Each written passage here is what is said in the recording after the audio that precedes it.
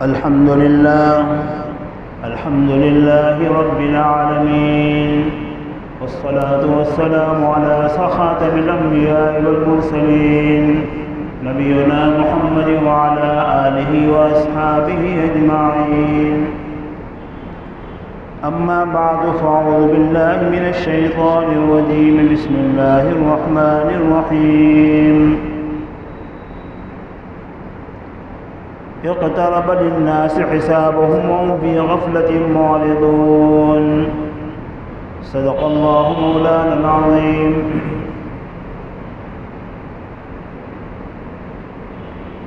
لوگوں کے حساب کا زمانہ قریب آ رہا ہے، لیکن لوگ اس سے بہت ہی غافل ہیں. قرآن پاک کی جو آیت میں نے پڑھی، اس کا ترجمہ یہ: جیسے گزشتہ جمعہ کو میں نے وعدہ کیا تھا کہ انشاءاللہ جو ہے قیامت سے پہلے جو حالات واقع ہونے والے ہیں، جس کے بارے میں نبی کریم صلی اللہ علیہ وسلم نے امت کو خبردار کیا ہے، اور آپ کو اپنی امت کے بارے میں بہت زیادہ فکر تھا. اس وجہ سے آپ نے ایک ایک بات کو کھول کر امت کے سامنے رکھ دیا ہے. صحابی رسول حضرت حذیفہ رضی اللہ عنہ فرماتے ہیں کہ ایک مرتبہ نبی کریم صلی اللہ علیہ وسلم بیان کرنے کے لیے کھڑے ہوئے، خطاب کے لیے کھڑے ہوئے، اور آپ نے قیامت تک آنے والے جتنے بھی حالات، فتنے اور جو کچھ مشکلات تھی، اس تمام کو ایک ایک کو کھول کر بیان کر دیا. یہاں تک کہ کون سا فتنہ کون سا آدمی لے کر کھڑا ہوگا، اس کے نام اور اس کے قبیلے کے نام کے ساتھ بھی بیان کر دیا. ظاہر بات ہے کہ آنے والے حالات کو بیان کرنا یہ کسی کے بس کی بات نہیں ہے، سوائے اس کے کہ اللہ تعالیٰ بتائے. لہذا اللہ ہی کی طرف سے آپ کو بتایا گیا. اس لیے آپ نے جو بتایا وہ اس وجہ سے بتایا تاکہ امت اس سے بیچ بچاؤ کا جو ہے سامان اختیار کرے. اور قیامت تو آنے والی ہے ہی، اس میں تو کوئی یقین نہیں، کوئی شک نہیں، یقینی بات ہے. ان الساعۃ لآتیۃ لا ریب فیہا، اس میں کوئی شک نہیں. لیکن کم سے کم ہم اپنے حالات کو ایسے بنا لیں کہ جس کی وجہ سے قیامت کے فتنوں کا شکار ہم نہ ہوں. اس بارے میں نبی کریم صلی اللہ علیہ وسلم کو بہت زیادہ فکر لاحق تھا اپنے امت کے دین اور ایمان کا اور فتنوں میں مبتلا ہونے کے متعلق.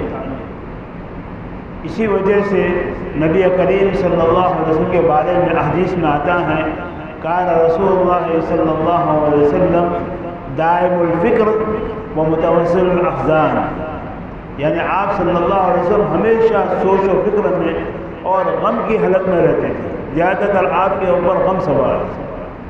ظاہر بات ہے کہ نبی کریم صلی اللہ علیہ وسلم کا غم اور سوال کوئی اچھے مکان بنانے کے لیے، کوئی دولت کو جمع کرنے کے لیے، کوئی حکومت حاصل کرنے کے لیے نہیں تھا، بلکہ آپ صلی اللہ علیہ وسلم کا فکر اور آپ کا حسن و ملال جو ہے اپنے امت کے دین کی حفاظت کے متعلق تھا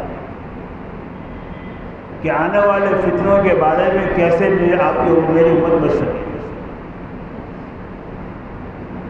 اسی وجہ سے جو ہے ایک مرتبہ نبی کریم صلی اللہ علیہ وسلم تشریف فرما تھے کہ جبرائیل علیہ السلام آئے اور پڑھا انا للہ و انا الیہ راجعون. حضور نبی پڑھا انا للہ و انا الیہ راجعون. پھر حضور نے پوچھا کیا بات ہے؟ کہا کہ آپ کی امت بڑے فتنوں میں اور آزمائشوں کے اندر مبتلا ہوگی. تو حضور نے فرمایا کہ کس معاملے میں؟ کفر اور شرک کے معاملے. کہا کہ کفر اور شرک اور گمراہی اور تمام معاملے کے اندر مبتلا ہوگی.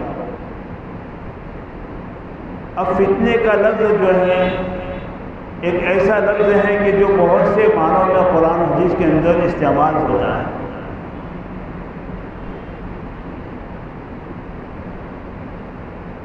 چنانچہ جو ہے اس کے سارے معنی تو مجھے بیان نہیں کرنا ہے، لیکن عربی لغت کے اندر اس کا ایک معنی بیان کیا گیا ہے کہ سونے اور چاندی کو آگ کے اندر اتنا تپانا کہ کھرا کھوٹا الگ الگ ہو جائے۔ سنار جو ہے سونے کو جو ہے آگ پر ٹپاتا ہے، الیکٹرک کے اوپر ٹپاتا، کہیں بھی اس کو گرم کرتا ہے تو اس کے اندر کیا کہ اس کے اندر کھوٹا کتنا ہے، کھرا کتنا ہے، اس کو فرق نہیں کیا۔ تو ایسے ہی اللہ کی طرف سے اس امت کے اوپر جو فتنے اور آزمائشیں ہیں وہ فقط اس وجہ سے کہ کھرا اور کھوٹا ثابت ہو جائے کہ کون اپنے ایمان و دین میں سچا ہے اور کون کھوٹا ہے۔ یوں تو ہر ایک انسان دعویٰ کرتا ہے مسلمانوں میں کہ ہم صحیح ہیں، باقی سب غلط ہیں، لیکن ظاہر ہے کہ صحیح اور غلط کو سمجھنے کے لیے کچھ معیار اور کسوٹی ہے۔ ان کسوٹی کی بنیاد کے اوپر سمجھ میں آئے گا کہ کون کھرا اور کھوٹا ہے۔ چنانچہ اللہ تبارک و تعالیٰ نے ہمیں جو نبی عطا فرمائے وہ آخری نبی ہیں، خاتم النبیین ہیں۔ آپ کے بعد نبوت کا سلسلہ ہمیشہ کے لیے ختم کر دیا ہے، لہذا آپ صلی اللہ علیہ وسلم کی تعلیمات جو ہے قیامت تک آنے والے انسانوں کے لیے، آپ کی تعلیمات میں تمام کے لیے سبق ہے، اور آپ کی تعلیمات کا موضوع دو طریقے سے ہے۔ ایک تو پہلو جو ہے تعلیمات کا شریعت کے احکام ہے، یہ چیز فرض ہے، یہ چیز واجب ہے، یہ چیز سنت ہے، یہ چیز مستحب ہے، یہ چیز جائز ہے، یہ چیز ناجائز ہے، یہ حلال ہے، حرام ہے، مکروہ ہے، کیا ہے۔ ایک تو تعلیمات یہ ہے، اور ایک وہ تعلیمات ہیں کہ جو آئندہ آنے والے حالات اور پریشانیاں اور فتنے ہونے والے ہیں اس کے بارے میں آپ صلی اللہ علیہ وسلم کی تعلیمات ہیں کہ جب ایسے حالات پیش آ جائیں تو اس وقت تمہارا کام کیا ہونا چاہیے۔ یہ بھی آپ صلی اللہ علیہ وسلم کے تعلیمات کا بہت بڑا حصہ ہے، جس کو حدیث کی کتابوں میں ابواب الفتن یا کتاب الفتن کے نام سے بیان کیا گیا ہے۔ کوئی بھی حدیث کی کتاب ایسی آپ کو نہیں ملے گی کہ جس کے اندر یہ آنے والے فتنوں کا اور آنے والے آزمائشوں کا بیان نہ ہو۔ اتنا کھول کھول کر اللہ کے نبی صلی اللہ علیہ وسلم بیان کیوں کیا؟ ایک بچے کو ہم گھر سے کام کے لیے بھیجتے ہیں تو کہتے ہیں کہ دیکھو بیٹا دوڑنا مت، راستے کی ایک طرف چلنا، جب سڑک کراس کرو تو جب دونوں طرف دیکھنا، پھر اس کے بعد سڑک کراس کرنا، اور راستے میں کسی کے الجھنا مت۔ یہ ساری ہدایت دیتے ہیں کہ کوئی دور کام کے لیے بھیجتے یا باہر جاتا تو اس کو اور بہت ساری ہدایت دیتے ہیں، کیوں دیتے ہیں؟ تاکہ وہ جو حالات پیش آ جائے گھر سے نکلنے کے بعد اس سے بیچ بچاؤ کا راستہ اختیار کرے۔ نبی کریم صلی اللہ علیہ وسلم نے بھی جو ہے آنے والے حالات و فتن کا جو بیان کر دیا وہ اس وجہ سے کیا کہ میری امت اس سے سمجھ جائے اور بچ جائے۔ لیکن آج ان باتوں کو بیان کرنے کی سخت ضرورت ہونے کے باوجود آج ہمارے کانوں میں یہ باتیں ٹکراتی نہیں ہیں، ہمارے کانوں پر یہ باتیں آتی نہیں ہیں کہ اس حالات کے اندر ہمیں کیا کرنا چاہیے۔ یہ ہمارا یہ قصور ہے، اس لیے نبی کریم صلی اللہ علیہ وسلم اس کو بہت کھول کر بیان کیا۔ چنانچہ نعیم بن حبان رحمۃ اللہ علیہ جو امام بخاری رحمۃ اللہ علیہ کے استاد ہیں، انہوں نے مستقل اس کے اوپر کتاب الفتن کے نام سے کتاب لکھی۔ السنن الواردہ یہ بھی علامہ دانی رحمۃ اللہ علیہ کی کتاب ہے، اس کے اندر بھی تمام جو آنے والے فتنے اور قیامت کے حالات کو بیان کیا گیا ہے۔ ایسے اور حضرات نے بھی لکھی، لہذا نبی اکرم صلی اللہ علیہ وسلم کی ان تعلیمات کو اور اس سے بچنے کے جو اسباب ہیں اس کو سمجھنے کی بہت ضرورت ہے۔ اب قیامت کی نشانیاں حضور نے بیان کر دی، اس میں سے بہت سی باتیں تو ایسی ہیں جو پہلے ہو چکی، اور جیسا ہو بہو آپ نے کہا تھا اسی کے مطابق اسی وقت کے اندر یہ صادر ہوئے اور یہ وارد ہوئے اور یہ حالات پیش آئے۔ بعض حالات ایسے ہیں کہ جن سے ہم گزر رہے ہیں، اور بعض حالات اور فتن ایسے ہیں کہ جو آئندہ آنے والے ہیں، ہو چکے اس میں سے مثال کے طور پر جو ہو چکے وہ تو ہو چکے، لیکن ہمیں یقین آ جائے کہ حضور اکرم صلی اللہ علیہ وسلم کی بات کتنے فٹ ہیں۔ ہم ویسے تو یقین کرتے ہیں کہ ہمارے نبی کوئی بات غلط نہیں کہہ سکتے، لیکن اتنا یقین ہونے کے باوجود یقین کے اوپر ہمارا عمل نہیں ہے، توجہ نہیں ہے، اور آج دنیا کے حالات کے اندر ہم ایسے پھنس گئے ہیں فتنوں کے اندر کہ ہم یہی سمجھتے ہیں کہ جن حالات کے اندر ہمیں جو کچھ کرنا ہم جو کرتے ہیں وہی صحیح ہے، حالانکہ صحیح راستہ وہ ہے جو اللہ کے نبی نے بتایا۔ مثال کے طور پر آپ صلی اللہ علیہ وسلم بتایا کہ بچو اس فتنے سے جو مشرق سے آنے والا ہے، پورب سے آنے والا ہے۔ پھر آپ نے فرمایا بچو اس فتنے سے جو مشرق سے آنے والا ہے، اور بچو اس فتنے سے جو مغرب سے آنے والا ہے۔ دو سمتوں سے آنے والے فتنوں کا آپ نے تذکرہ کیا۔ چنانچہ فتنوں کا وجود تو پہلے بھی تھا نبی علیہ السلام کے زمانے میں، لیکن ظہور نہیں تھا، ظاہر نہیں، اس لیے کہ نبوت کا نور اتنا تیز ہوتا ہے کہ اس کے سامنے کوئی فتنہ ٹھہر نہیں سکتا ہے۔ اس لیے آپ صلی اللہ علیہ وسلم کے زمانے میں کسی فتنے کا ظاہر ہونا یہ تو ممکن ہی نہیں تھا۔ لیکن جیسے ہی آپ صلی اللہ علیہ وسلم کا وصال ہوا تو مسیلمہ کذاب کا، جو یمن کا علاقے یمامہ کا رہنے والا تھا اور یہ مدینہ سے مشرقی طرف تھا، یہاں سے ایک فتنہ اٹھا اور ارتداد کا فتنہ اٹھا، دین سے پھر جانے کا فتنہ اٹھا۔ چنانچہ صدیق اکبر کی خلافت کا زمانہ شروع ہوا تھا، سب سے پہلے آپ کو اس کا مقابلہ تھا، لیکن صدیقیت کی حکمت نے اور صدیق اکبر کی شجاعت نے اور آپ کی ہمت و استقلال نے اس کا مقابلہ کیا۔ اگرچہ صحابہ کی بڑی تعداد اس کے اندر شہادت شہید پا گئی، لیکن اللہ نے اس فتنے کو رفع دفع کر دیا۔ یہ تو صحابہ کی روحانی قوت تھی، آج کے زمانے کی مادی طاقتیں نہیں تھی، اس لیے کہ ان حالات سے نمٹنے کے لیے انسان کا دل صحیح ہونا چاہیے، اس کی روحانیت مضبوط ہونی چاہیے۔ چنانچہ صحابہ کرام کی روحانیت بڑی مضبوط تھی، اس وجہ سے جو ہے ان کے لیے اس کا مقابلہ کرنا بہت ممکن ہوا۔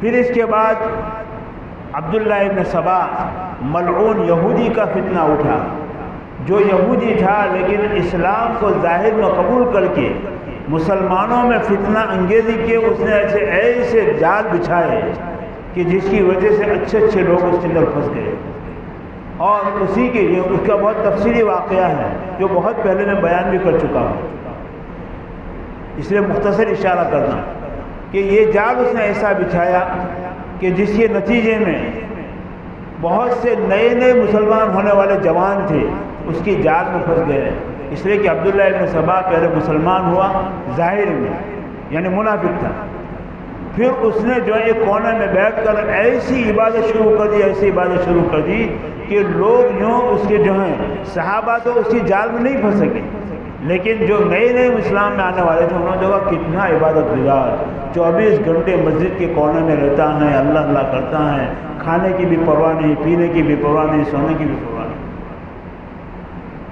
دوستو جو ہے یہ فتنہ جو ہے یہ عبادت کی شکلوں میں بھی سامنے آتا ہے اور بہت سی شکلوں میں سامنے آتا ہے۔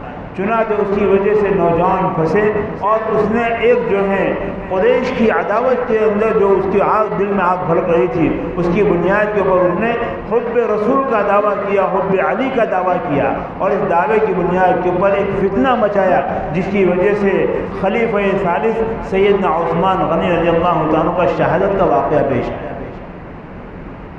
یہ مشرق سے اٹھنے والا دوسرا فتنہ تھا، وقت پر ہو بہو جیسے حضور نے نام کے ساتھ بتایا تھا اسی نام کے ساتھ یہ فتنہ ہو گیا، جن کی نعش 3 دن تک ویسے ہی پڑی رہی لیکن کسی کو دفنانے کی ہمت بھی نہیں ہوئی۔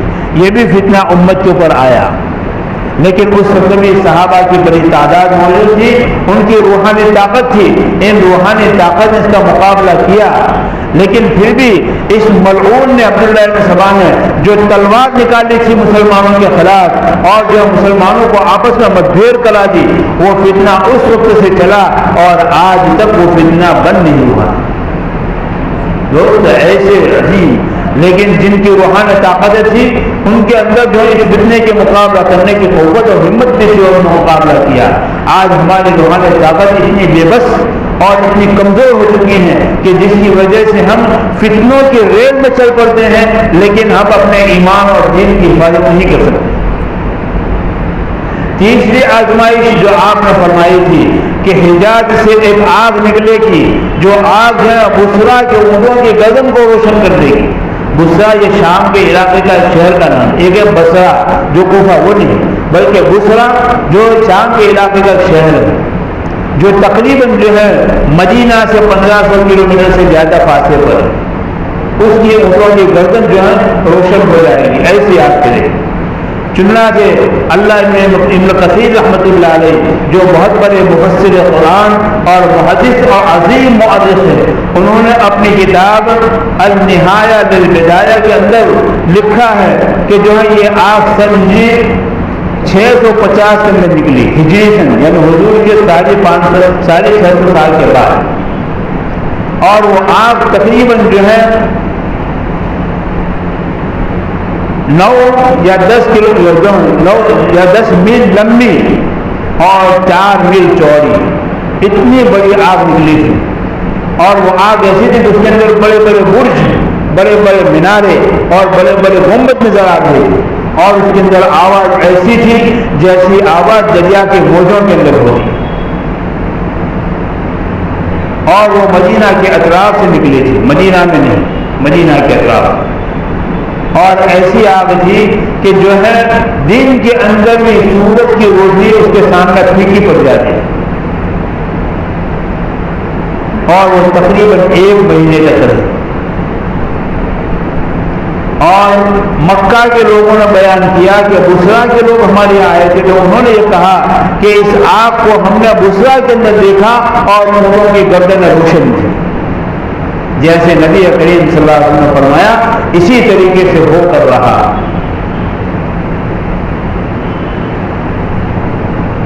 چنانچہ جو ہے مدینہ کے لوگ رات کو بھی اس آگ کی روشنی کے اندر اپنا کام کاج کیا کرتے تھے، اور اس آگ کی خاصیت یہ تھی کہ پتھروں اور پہاڑوں پر سے گزرتی تھی تو اس کو نرم کر دیتی تھی اور پگھلا دیتی تھی، لیکن درختوں کے اوپر سے گزرتی تھی تو درختوں کو ذرہ بھی آنچ بھی نہیں کرتی تھی۔ اور اس آگ کی طرف سے اگر ہوا مدینہ کی طرف آتی تھی تو ہوا ٹھنڈی ہوتی تھی، اور باقی طرف جاتی تو ہوا گرم ہوتی تھی۔ یہ مدینہ کی برکت تھی، جس مدینہ کی تقدس کو آج پائمال کیا جا رہا ہے، جس کے بارے میں انشاءاللہ آگے سنیں گے کہ مدینہ کا حال کیا ہونے والا ہے۔ لیکن اللہ نے اس کو یہ حفاظت کی کہ اس آگ کا اثر مدینہ کے اندر ذرہ برابر نہیں تھا۔ مورخین نے لکھا ہے کہ ایک پتھر بہت بڑا تھا جس کا آدھا حصہ حرم مدینہ کے اندر تھا اور آدھا حصہ حرم مدینہ سے باہر تھا۔ جب وہ آگ اس پتھر کے اوپر لگی تو اس حصے کو جلا کر پگھلا دیا جو حرم مدینہ سے باہر تھا، اور جہاں حرم مدینہ کا نمبر پتھر اس حصے کا نمبر آیا تو آگ وہاں سے پیچھے ہو گئی۔ اس آگ کی بھی نبی کریم صلی اللہ علیہ وسلم نے خبر۔ اور اس کے علاوہ اور بہت سے واقعات جیسے تادائیوں کا فتنہ اٹھا 6 صدی ہجری کے اندر، جس کے مورخ علامہ ابن کثیر بھی ہیں، انہوں نے بہت تفصیل کے ساتھ ان حالات کو اپنے تاریخ الکامل کے اندر اس کو بیان کیا ہے۔ خیر ابھی اس کو مجھے دہرانے ہیں، ابھی تو مجھے وہ حالات بتانے ہیں کہ جو حالت اب پیش آنے والے اور آ رہے ہیں، جس سے ہم غافل ہیں اور بہت ہی غفلت کی حالت میں ہے۔ اگر اسی غفلت کی حالت میں ہوا تو ہمارا اس فتنہ سے بیچ بچاؤ بڑا مشکل ہو جائے۔ اسی لیے آپ نے فرمایا تقوا الفتن فی بیوتکم کوقع المطر او کما قال علیہ الصلوۃ والسلام، کہ فتنے تمہارے گھروں کے اندر آئیں گے، تمہارے گھروں کے اندر۔ آج گھر کے اندر ہے، وہ کیا فتنے ہیں اس کی تفصیل بعد میں، تمہارے گھروں کے اندر آئیں گے، اور ایسے فتنے آئیں گے جیسے کہ بارش کے قطرے ہوتے ہیں۔ بارش کے قطرے کیسے ہوتے ہیں؟ جب بارش گرنا شروع ہوتی ہے تو ایک دم رکتی نہیں، ایک کے پیچھے مسلسل برستی رہے، اور اس کا اثر گھروں تک میں بھی آتا ہے۔ بہت سی چیزوں میں پانی چھوٹ جاتا ہے، تو یہ ایسے ہی آپ نے فرمایا کہ تمہارے گھروں کے اندر بھی فتنے واقع ہو جائیں۔ بڑا مشکل معاملہ ہے دوستو۔ اس وقت یہی بات ہے کہ جو آدمی اپنے دین و ایمان کے اوپر مستقیم رہے، اور دین و ایمان کے اوپر مستقیم رہنے کے لیے ضروری ہے کہ صحابہ کی نظر کے اوپر چلے۔ صحابہ جس نظر کو بتا کر گئے ہیں، جس نظر کو بتا کر رہے ہیں، جس راستے کو بتا کر گئے ہیں، اس راستے کے اوپر چلے آئے۔ اسی وجہ سے حضور صلی اللہ علیہ وسلم کا حال دیکھیے. عبداللہ بن مسعود رضی اللہ عنہ فرماتے ہیں کہ ایک مرتبہ نبی کریم صلی اللہ علیہ وسلم تشریف فرما تھے اور ایک دم آپ گھبرا کر اٹھے, ایک دم گھبرا کر. عبداللہ بن مسعود رضی اللہ عنہ فرمایا کہ اللہ کے رسول آپ اتنے گھبرا کر کیوں گئے؟ کہا کہ میری امت, پورے حدیث کا خلاصہ میں بتا رہا ہوں, میری امت بہت سی فتنوں کے اندر مبتلا ہو جائے گی, اور آپ کو اس کا فکر تھا جس کی وجہ سے آپ کا چہرہ جو ہے یہ غم کی وجہ سے اور گھبراہٹ کی وجہ سے پھیکا پڑ, جیسے عام طور پر آدمی کا حالات ہوتے ہیں, آپ کے اوپر بہت کا بہت بڑا اثر. ایسے ہی بہت سی روایتوں کے اندر آتا ہے. چنانچہ جو ہے آنے والے حالات کے اندر اور جو حالات اس وقت گزر رہے ہیں اور ہمیں جن نشانوں سے اب سابقہ پڑا ہے اور بہت سے اپنی آنکھوں سے دیکھ لی اور دیکھ بھی رہے ہیں, لیکن ہم جو ہے اس کو ایک حادثہ سمجھتے ہیں, ایکسیڈنٹلی بات سمجھتے ہیں کہ جو فلاں پارٹی کی سیاستیں ہیں, فلاں ملک کی سیاستیں ہیں, فلاں یہ دوستوں کوئی سیاست نہیں, بلکہ اللہ کے نبی نے جو بتایا وہ ہو رہا ہے, اور یہ سب اعمال بد کی وجہ سے ہو رہا ہے. لہذا جو ہے اس کو بہت سمجھنے کی ضرورت ہے. اب جو یہ فتنے کیسے اب شروع ہو چکے ہیں اور ہم ان حالات سے اندر گزر رہے ہیں, انشاءاللہ اس کی تفصیل آئندہ جمعہ میں آپ نے سنیں گے کہ کون سی ایسی نشانیاں ہیں کہ جو نشانیاں ہو تو چکی, اب اس کا بیان نہیں کرنا ہے, لیکن جو ہونے والی ہیں اور ہو رہی ہیں اور ہمیں اس سے بچنے کے کیا اسباب ہیں جو حدیث کی روشنی میں بتایا گیا ہے. انشاءاللہ ان نشانوں کو بتانے کے ساتھ ساتھ ان حالات سے, ان فتنوں سے بچنے کا جو راستہ ہے وہ انشاءاللہ آپ کو حدیث کی روشنی بتائیں گے. لہٰذا جو ہے یہ کیوں فقط معلومات کے لیے نہیں کہ ذوق شوق کے ساتھ سننا پھر ہم سنی کرے نہیں, بلکہ اس وجہ سے تاکہ اللہ کے نبی صلی اللہ علیہ وسلم کو ہمارے بارے میں جو غم لاحق تھا اور جو فکر لاحق تھی اور آپ نے جو اسباب بچنے کے بتائے تھے, ان اسباب کو کم سے کم اپنی ذات کے لیے اور اپنا دھرم کے لیے اختیار کریں. اللہ تعالیٰ اس کو عمل کرنے کی توفیق عطا فرمائے. انشاءاللہ اس کے بارے میں آپ کے سامنے آئندہ جمعہ سے تفصیل شروع ہو جائے گی.